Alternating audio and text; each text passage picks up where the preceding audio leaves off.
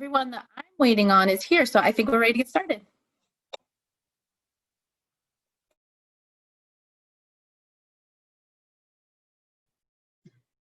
Stephanie, do you want me to go ahead and Please. welcome? Okay. I just wanted to make sure I was you're ready for me. I just want to say hello. I'm Amy Hacker, the Vice President of Community Foundation Programs at Indiana Philanthropy Alliance. And we've been talking with Stephanie and Bridget at the Arts Commission over the past month or so about the impact that arts has in education. And they invited us to kind of partner on this in this conversation and invite community foundations, because so many of us have funded arts programming and enrichment programming and schools and have advocated for the continued funding for the arts. And I saw they're going to be collecting some information about exactly fund arts in the community and what our roles are.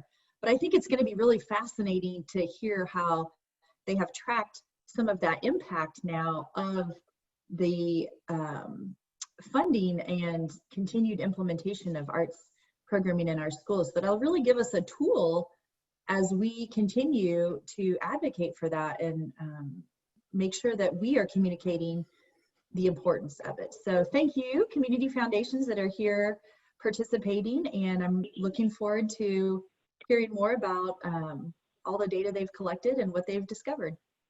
Thanks, Stephanie.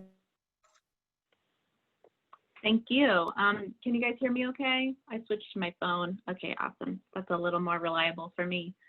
Well, we did have a poll. If you were able to answer the poll, if you see it on your screen, we were going to see just who's on the call, if you're in the community foundation, if you have a dedicated fund for the arts or not.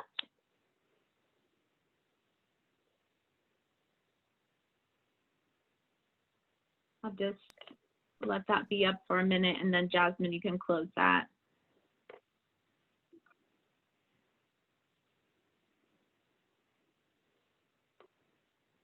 Okay, Jasmine, can you share back the results? I think you can.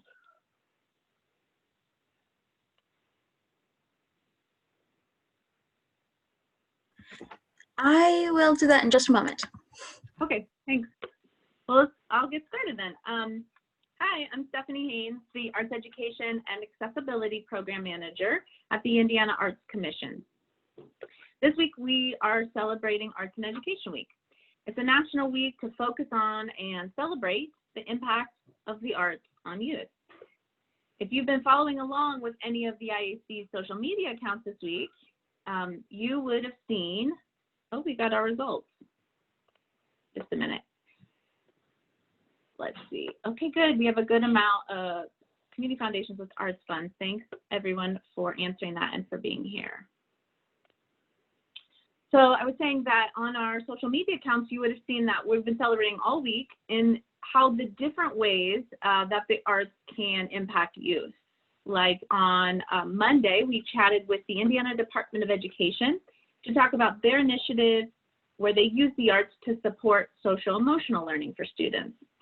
And the next day we chatted with Dr. Bob Stable, our researcher for this PACE program from Purdue University, to talk about how the arts support academic learning.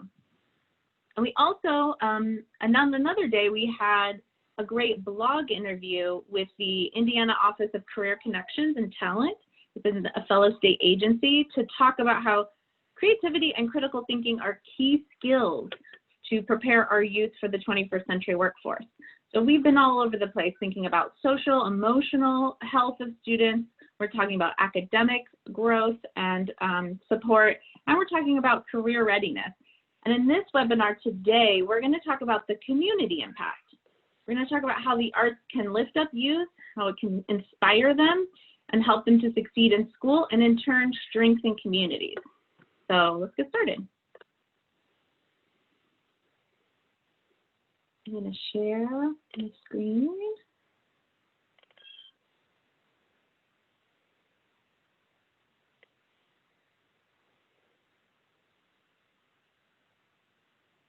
Can you all see the screen that says Arts and Education Week? Make sure I share the right one. Thank you. All right. So PACE is, the PACE stands for Partnering Arts, Communities, and Education.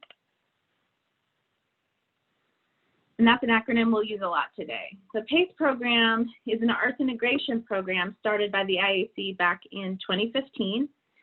And this program brings together an arts organization, a teaching artist, and an elementary school to plan out a 3-year arts integration residency that will benefit at least one whole grade level of a school.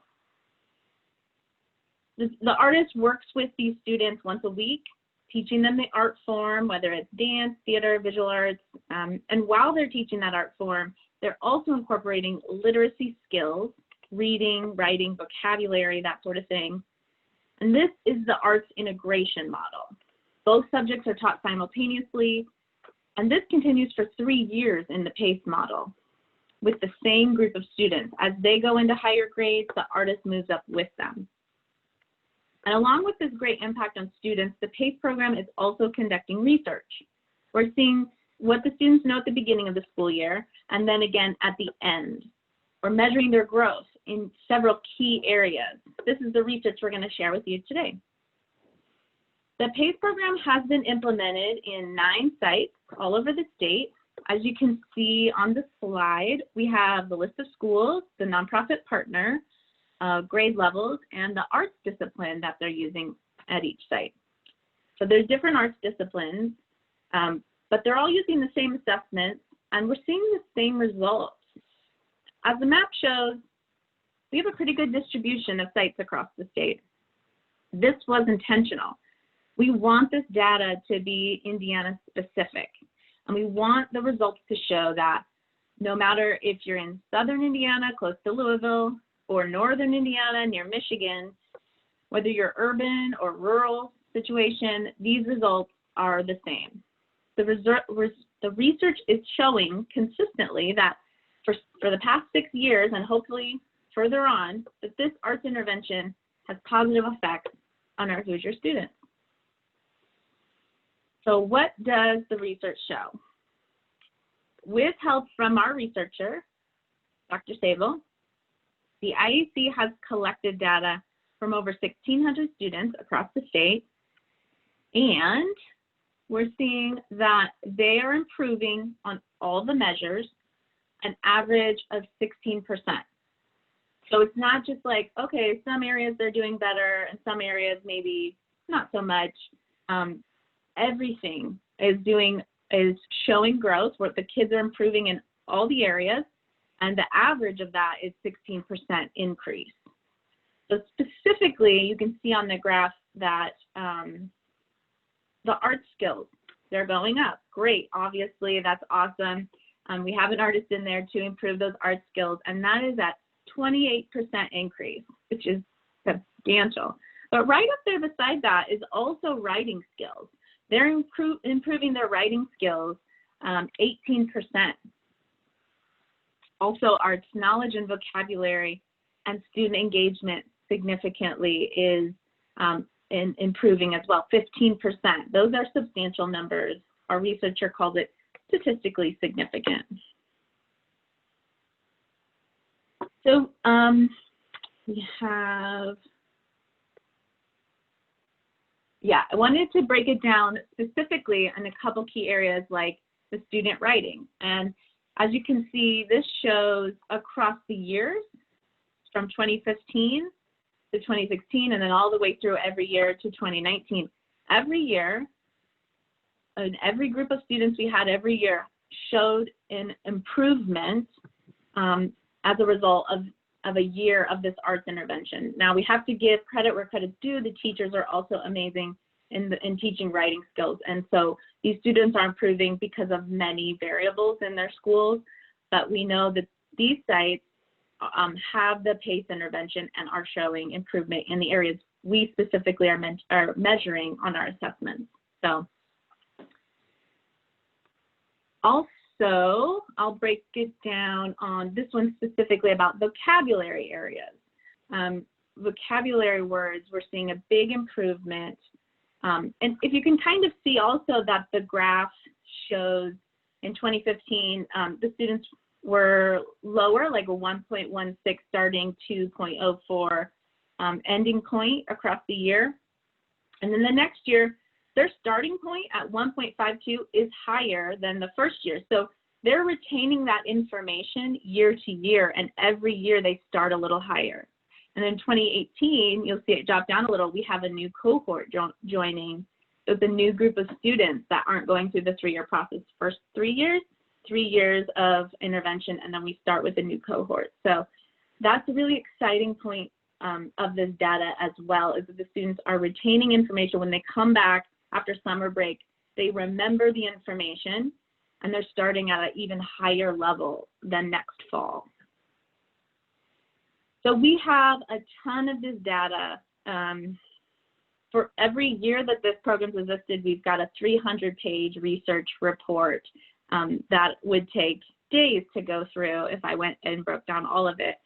But our researcher did. He's fantastic, and he broke down question by question, element by element, how this research is impacting youth. And I welcome everyone to go to our website. We have an arts education page that has all the research from all the years on it.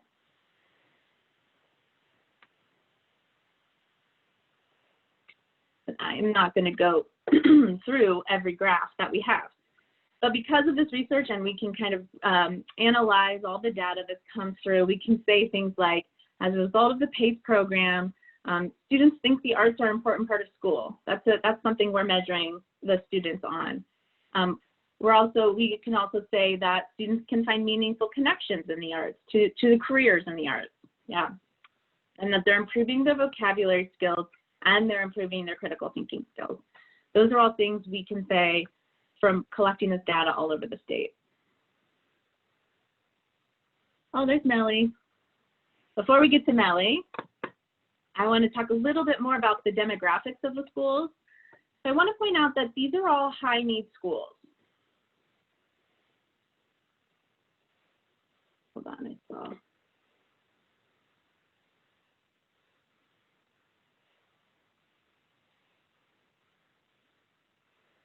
For the sake of our research, we want to compare apples to apples. So we established a fairly strict profile that the applicants for this program had to fit into to be eligible to participate. All participating schools, when they applied, had lower than the state average on the percentage of students passing standardized state tests, so low achieving on tests, and they had a higher than the state average of percentage of free and reduced lunch participants. So we can assume high poverty families in that district. And the national research we saw before we started already had this compelling data that showed students who don't succeed in traditional academic settings benefit more from the arts. So that's why we started there. And when we've done this data over the last 6 years, our research came to the same conclusion. In our Indiana communities, Terre Haute, Michigan City, Fort Wayne, Nashville, New Albany, and Indianapolis, and Kokomo, in our own Hoosier schools, the students with low test scores and high free and reduced lunch are leaping ahead with these arts interventions.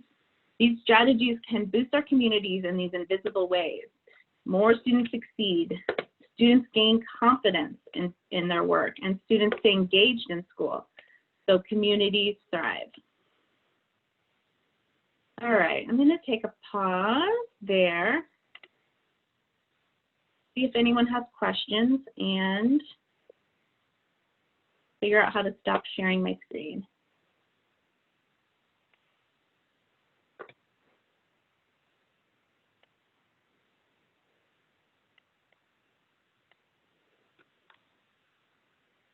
There we go.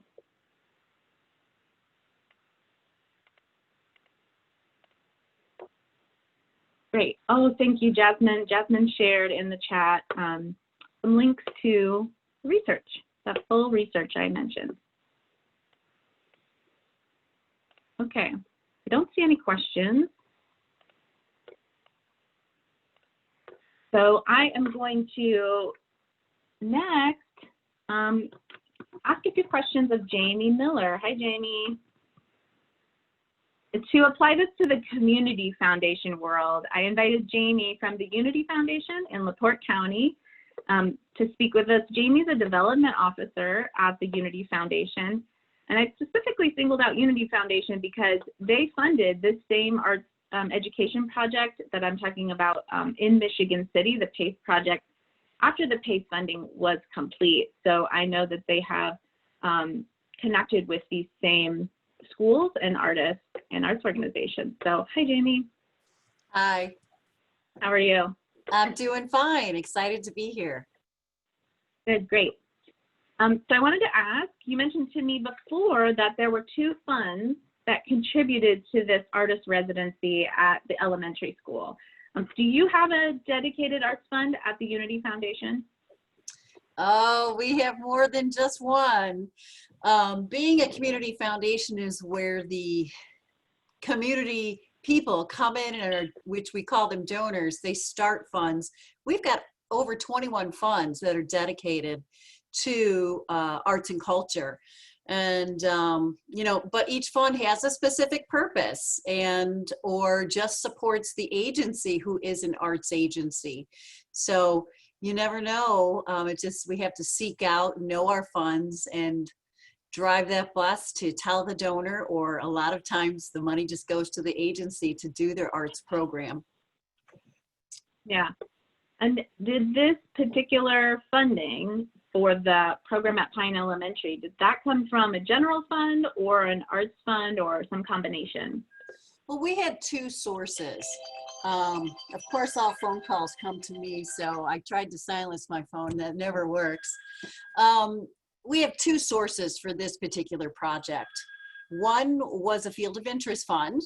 We contacted the donor and he was so excited about it. Then the other one was our Power for Good grants. Those come from our unrestricted pool of funds where our board members, we propose, they vote and say yes to almost everything that we do. So, but just in supporting that particular program, you know, we've just always really been on point to endorse experiential learning and investing in our kids in our schools. So it was very easy to support that project. Great, thanks. That's really interesting how it can come from multiple sources, not just the Arts Fund, but yeah, that's great. So I wanted to ask, you and I had talked about the research a little bit offline before this, but also you just heard some of the statistics I shared more in depth. How do you think research like this can help a community foundation? Like, could you see it helping in supporting those decision makers that you described? Oh, for sure. I mean, we already had a general sense, and it was known that the arts programs really demonstrate a lot in improving verbal reading, all the things that you had talked about here. So that's, you know, pretty impressive. It's just that greater capacity for higher learning is the greatest skill that you can bring. And I was very excited when you backed that up, but I've never had statistics and numbers and charts, or, you know, that particular one pager in order to do that. But I think having more transparent data that you're supplying rather than oh, well, we know, and those facts and numbers to a program would really help me as a development officer to sit down with someone who says, well, I want to support the arts. We like drawing and painting, or we like theater. You know, well, what impact does it make? Sometimes my donors come in, they just have a passion for something, but they may not know the research-based evidence. And to have your report, not the 300-page one, but something in one page or a couple of pages to present would definitely give us the power to get the donor more excited to open that fund to support the arts. So this is just wonderful. And there's a second and third place where we could use it as a foundation. We have unrestricted grants. This year we had, I think, 70 some grants that were applied for. We were a little lower. COVID affected us where people weren't, you know, getting those grant applications in, but 13% of the grants that we saw this year were arts and culture related. So who decides who gets what? Well, volunteers do. There's some heated discussions. You know, they can have a more robust discussion if they have the data. And that's what our VP does, is she leads the teams. They ask questions, but to have this data might really help them decide to support that arts program, you know, over another program if we have robust data. So I think that's pretty cool. And then our board members too, if we do have a particular program that comes aboard, hey, they have the power behind the information. So it would be a wonderful tool, and we appreciate all the time spent on doing it. Yeah, that's great. And we really do want to, so the research isn't completed yet. I haven't said that yet. We're aiming for about 2023, maybe 2024 to have it all published. But we do want to have kind of region-specific profiles, because this happened in Michigan City. And yes, the data is for the whole state. We like to aggregate it for the whole state, but we do have this this program that was successful in your area. And so we'd love to also provide that that regional view for you in whatever region you may be in. Yeah. Thank you, Jamie. That was really helpful. I don't know the world of community foundations, and you really kind of spelled it out for me. So thank you. Well, you're welcome. I'm super excited because I do have a brand new fund, and the graduates of our Elston High School that is no longer, you know, open here. This fund has built momentum. They want to support programs within the schools, but I'm kind of having a hard time, you know, providing data-based, results-based. So I think they're gonna like this one too. So thank you so much. I'm looking forward to the future of presenting better facts to my donors. That's awesome. Thank you, Jamie. We are happy to help. And the stats are amazing. The research is amazing, but I know sometimes stats don't move the needle alone. So I wanted to talk now about what the PACE program actually looks like in the classroom. So I've invited Melly Happy to talk with us. She was the teaching artist in Michigan City who worked with the students directly, taught them their dance lessons, and did the arts integration lessons, collaborating with the school. I'm going to give a brief bio for you, Melly. Melly Happy is one of the foremost teaching artists in our state. She is highly qualified, highly experienced teaching artist. And in the field of teaching artistry, it doesn't get much more awesome than Melly. She's a professional choreographer with a BA in dance from Columbia College, an MFA in interdisciplinary arts from Goddard College. She's a certified master teaching artist through the National Young Audiences Program. And we're very lucky that Melly lives and works here in Indiana.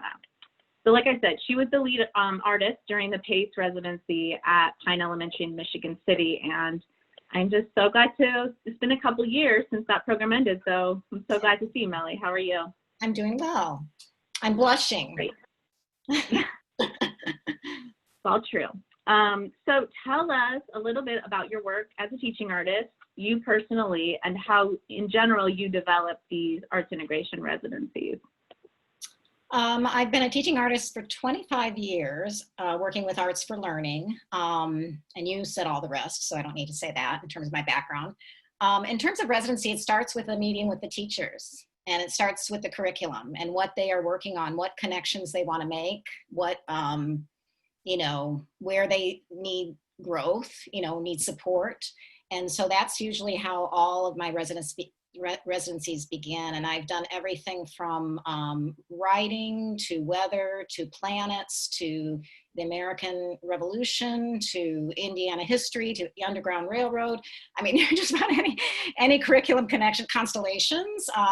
Actually working with Hannah on a couple other themes, animals, masks. So, but it's often, I like to collaborate. That's just my process as an artist. I've always collaborated. So this is my process for residencies mirrors my artistic process in terms of collaboration, you know, always doing some research, connecting it to something. And with schools, you connect it to the curriculum. As an artist, it might be something else.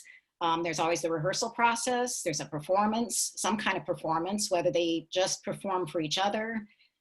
There's reflection. And if we have time, which was so wonderful about the PACE program, there is rehearsal and revision. So throughout the whole process, there was performance, reflection, revision, performance, reflection, revision. We were able to do that for a 3-year process, which was amazing.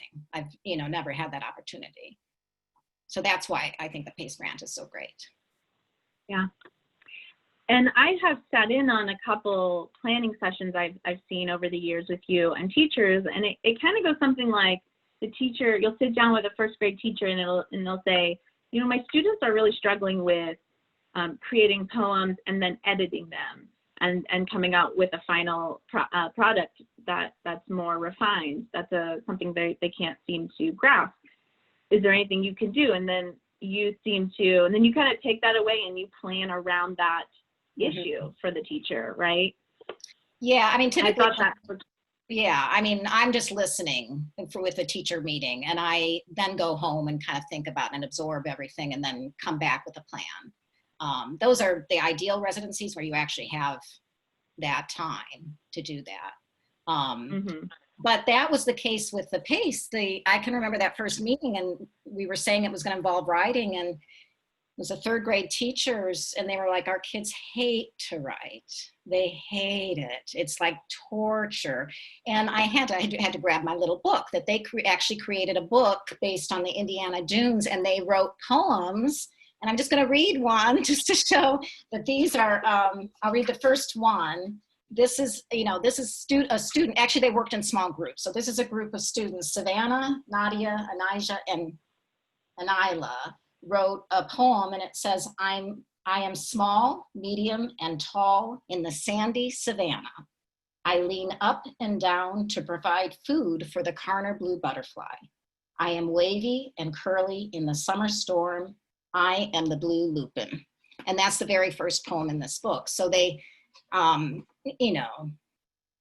did it. They wrote poems. And that was just the first, that was the first year of a 3-year grant. So, yeah. So they were writing poems, they were learning about geography in their local area, so that's social studies as well. And then they also made the visual arts to go along with it, I saw.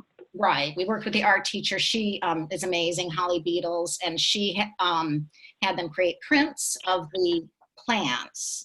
The classroom teachers wanted to connect with the science curriculum, and so the plants were important, studying the plants. And then we wanted to connect with the Indiana Dunes, and the Indiana Dunes have all the different habitats. So they learned about the dune habitats, the plants in the dune habitats, and then created the poems about those plants. That's great. Many, many layers. Yeah. So in our research, as I mentioned before, we're seeing that this work is especially impactful for students who aren't as successful in traditional academic approaches or maybe have less access to resources in their community. Are the schools that you work, that's a question for Hannah. I'm very sorry. I was looking at the wrong question. Here we go. Here's Melly's question. Okay. Tell us about when you're in the classroom with the students. Tell us about the changes you see from the students beginning of the year to the end of the year. Well, this is a good example. Students who were not comfortable writing, making the writing process, fun.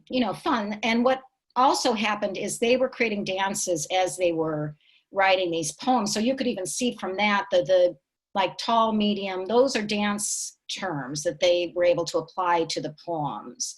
When bending or being, wavy were movement terms that they were actually able to connect to their writing. So I think, the biggest change I see, because I'm not back in the classroom and I'm not the classroom teacher, but what I see is their ability to problem solve, group problem solving. I always have them work in groups, and that's often very tough the first few times, just learning how to collaborate, to compromise, all those things that you need to do in order to have a product when you're working with a group.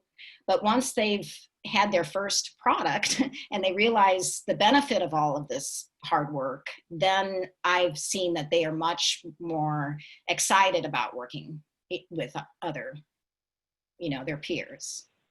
Yeah, that's one of the areas we are measuring with our data is engagement, which includes collaboration and communication with peers. So you're seeing a lot of benefits in those areas. Yeah, and in terms of engagement, I mean, there were, several students who didn't participate the first year. The whole first semester, I had one boy who sat out the whole time, but he was listening, he was learning in his own way, so that when he was ready to jump in, he actually became a leader in the group. And he knew all the concepts because he wasn't participating, but he was in the room. He was sitting there in the room. And so a lot of us would say, well, let's kick him out. He's not participating. But we allowed those students to still be engaged in their own way. And, they're still learning. They're just, and I had another student who was very disruptive through the whole time. And, in the end, in the performance, he also performed and was able to, knew the whole dance. He knew the dance. And I was like, I don't even know how he could know this dance because he was so disruptive, but he did. And he was probably bored. It was probably that it was too, his mind was going faster than the rest of the class. So he was disruptive because it was not moving fast enough. But, I think the biggest thing is, kids learn in so many different ways, and the arts are just such a wonderful way to reach out to those who do struggle in the traditional classroom. We're multimodal. This was, visual art, it was poetry, it was dance, it was learning about plants, it was learning about habitats. So you think of all those different modes of learning in one project, you're going to reach someone in one of those modes. And I think that's why these kind of projects are so important.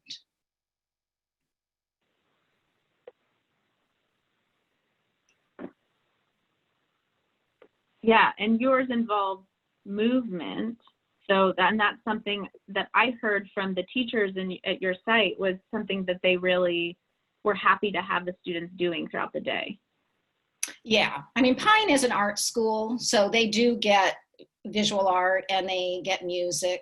They don't get dance on a regular basis. So I was able to fill that need, and I'm still there. I say was, but what's wonderful about this collaboration is PACE began a long relationship with Pine. I mean, I'm there kind of virtually, we'll see, but I will be there hopefully sometime this year. And I collaborate with the music teacher, the art teacher, the classroom teachers on projects. And like I said, we've done so many different projects based on different areas of the curriculum. Thanks, Melly. Thanks for sharing those stories. You're welcome. Does anyone have any questions? I'll just pause briefly for looking for questions in the chat box for Jamie, for Melly, for me. Mm-hmm.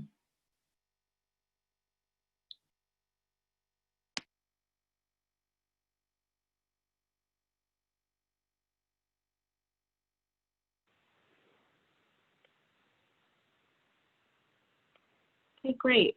I will move on and go to our next section where I wanted to talk about other models of arts in schools. Can you hear me, Melly? Or are you talking? Okay. Okay. I was confused. Please comment.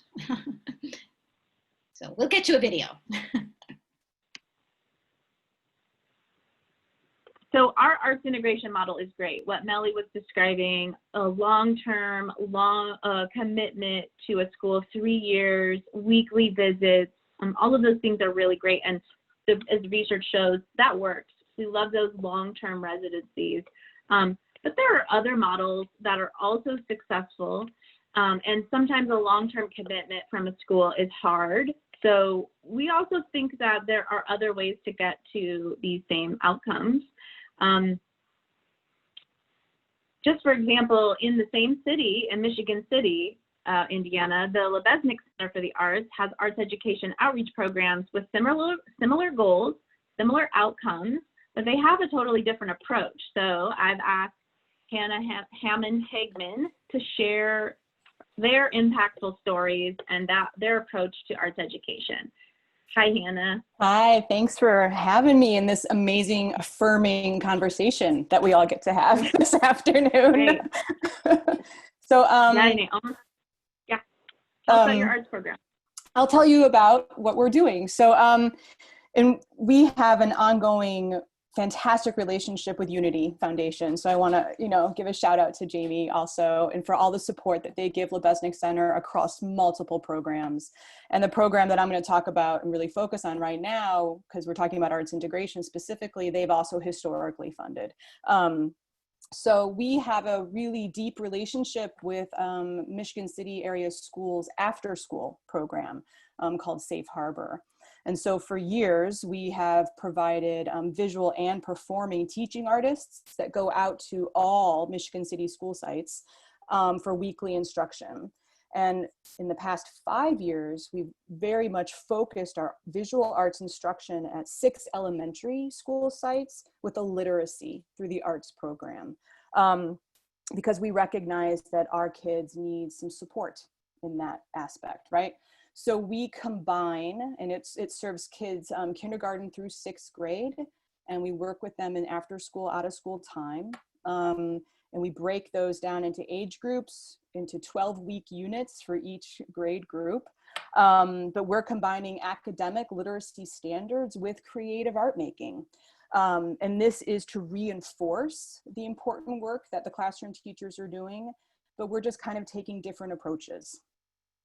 For those academic standards around character traits and character development, plots and narrative elements. And so the kids then, we talk about those in a traditional model for younger grades. That means sometimes starting with a text, an existing text, and kind of examining that, and then making various art making projects based or inspired by that text. For older grades, it's where they're actually building their own texts and narratives through a whole variety of techniques and media, including zine making, which is really a huge, super accessible way to reach kids and build a narrative format. It also, like Melly's example with poetry, it really inspires them to write and to use written language as part of the zine. Zine is short for like magazine or fanzine, and it's usually a very like photocopied or collaged kind of format. And then we've also done that where we indeed make editions of those kids' zines. And so the whole class walks away with a portfolio of a zine from all of their classmates. And it becomes like this little library that they can walk with. And we've also been able to incorporate some technology into our after school programs. And so we have suites of iPads that we've been able to use and bring those into the classrooms. So kids are now making videos and short film pieces with their own stories, their own characters, and we've incorporated stop motion animation projects into that too. And that's when kids do work in small groups. They work collaboratively. We kind of prompt them with a lot of graphic organizers to kind of like settle on their ideas and concepts in a small group. And that can be challenging at times, but kids are guided, that this is the important work of doing this stuff together. And they'll decide on a story and they'll build those stories and characters together. And then they'll spend, weeks making that little frame by frame stop motion. And so each kid at the end of the 12 weeks has a portfolio, an individual portfolio, and there's a rubric assessment for that. And we chart kind of how they're comprehending or demonstrating knowledge of various standards from beginning to end in the 12 weeks. And we're able to chart growth, which is fantastic because this approach, I'll echo again what Melly said, like for non-traditional learners, gives them points of access and entry into this academic content in a way that's much more comfortable at times for them, and it gives them success. And that's really what we want to build, because it'll increase the kids' confidence. And so maybe after taking, some of our after-school classes and hearing the same language, right, around literacy standards, then they can go back into their classroom with their teacher and be like, oh, wait, I know about this this way, right? So maybe it just gives them a different way to kind of grasp the concept. And so that's all we want. We want those light bulbs to go off for them, and we want them to enjoy the creation and making their own stories and making their own work. That's awesome. And there are so many areas where our programs overlap. The literacy connections, that integration approach to learning, Totally. and yeah, several other, the multi-layered nature of it. And here's the question that I wanted to ask you. In our research, as I mentioned, we're seeing that this work is especially impactful, as you mentioned, for students who aren't successful in traditional approaches. Can you talk about the schools you're working with? Do they have high numbers of students like this? And are you seeing similar progress as our program's seeing? Absolutely. And I think, yeah, again, that's like one of the most amazing affirming things about your research here is that we're all kind of on the same page doing this important work. So we're in 6 different elementary school sites with this program specifically. Traditional statistical indicators, right, around free and reduced lunch programs. So about 72% of Michigan City area schools qualify for that program. That number is even probably higher when we're looking at out of school programs or after school programs. And certainly if standardized tests show us anything, indeed, so our kids are below state level passing for literacy work. So yeah, I mean, there's absolute an indication of need for that. And so, and there are kids, again, like we're trying to approach this in all these different ways and again, create all these entry points so those different learners can find success in this approach. Thanks so much. I really appreciate you sharing your program. I will talk about this program forever. So I will, Yeah, I know. When I talk about the research, I feel the same way. It's so long. Yeah. And the work that those kids make too, they become part of exhibits at the center. So there's a moment where community then can kind of combine the work that's happening in the schools with the work that happens at the center too. So that's a powerful moment too, when kids can come to see their work on the walls. Yeah. Awesome. Yeah, so Lebesnick Center, Hannah, if you want to put your website in the chat box, and we'll share it out as an after resource as well, that would be great, just because you do much more beyond this, but so people can look more into the whole wide offerings that the Lebesnick Center has. You got it. Thank you. Are you all seeing Melly up on the screen again?